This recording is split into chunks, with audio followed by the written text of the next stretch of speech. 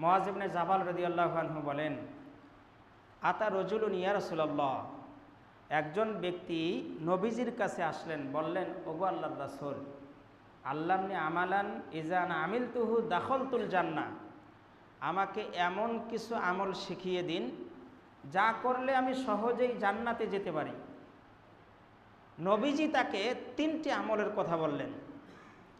এক, লা তুশরিক বিল্লাহ, আল্লাহর সঙ্গে শরিক করিও না কোন অবস্থায়।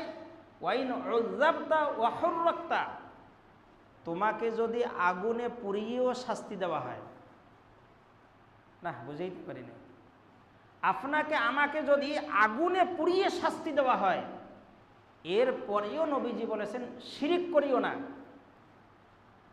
কেন?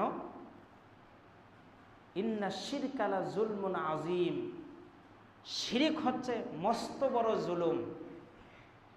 ইন্নাহু মান ইউশরিক বিল্লাহ, যে আল্লাহর সঙ্গে শিরিক করে, ফাকাদ হারামাল্লাহু আলাইহিল জান্নাহ, ওই ব্যক্তির জন্য জান্নাত হারাম হয়ে যায়।